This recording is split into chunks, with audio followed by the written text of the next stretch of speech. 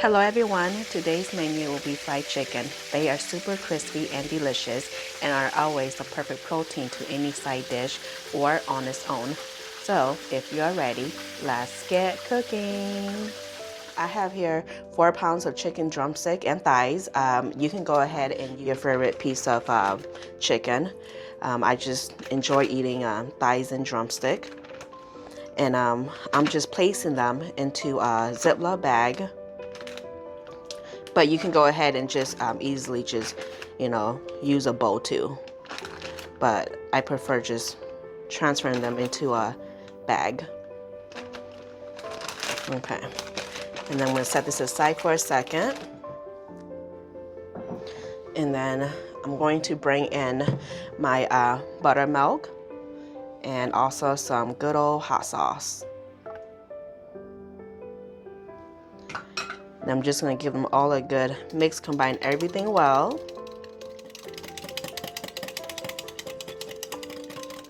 Okay, this looks good. And then I'm just going to move the chicken back in. And then I'm going to pour the milk mixture all over the chicken.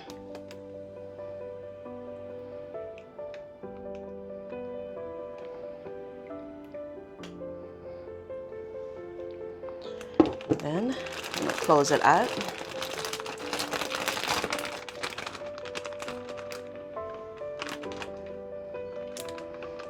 And I'm just going to kind of shake them up, kind of get it all nice and coated.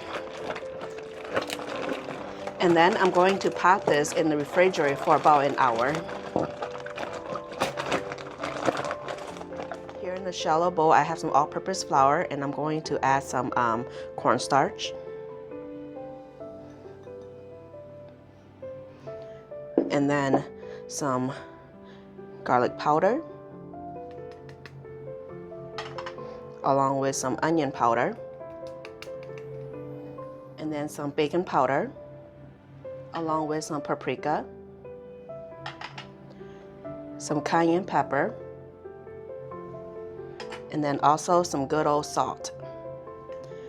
And then I'm just going to go in and give them all a good mix, combine everything well.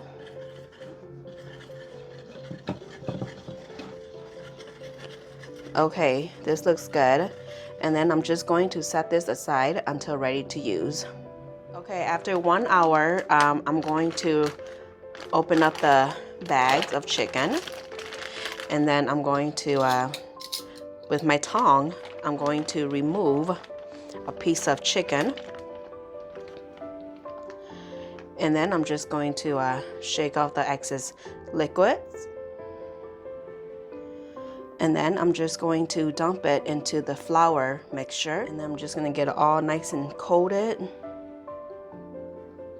You can do this with your hands or what I'm doing with the tongue. Okay. And then remove the excess flour and then transfer it to a cooling rack.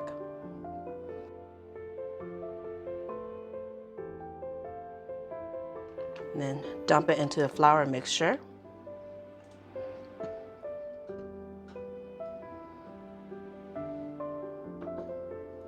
And then I'm just going to repeat the process.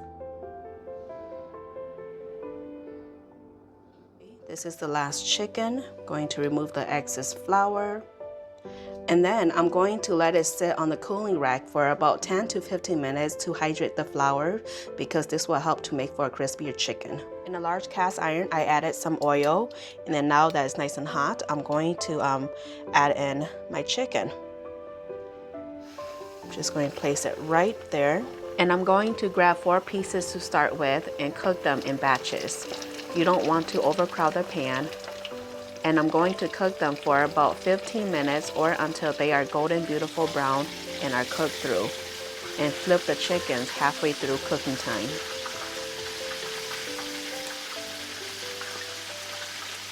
When they are done cooking, I'm going to move them to a plate, but you can go ahead and move them to a cooling rack. And then I'm going to continue with the remaining chicken And if the oil gets too hot, then lower the temp so they don't burn before the inside gets cooked.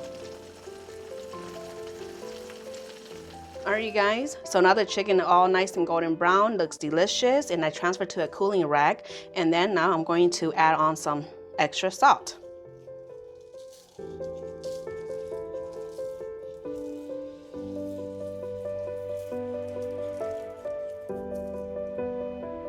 Here is the end results of the fried chicken. I hope you'll give this recipe a try. The measurements are in the description box down below. Don't forget to like, share, and subscribe. Bye.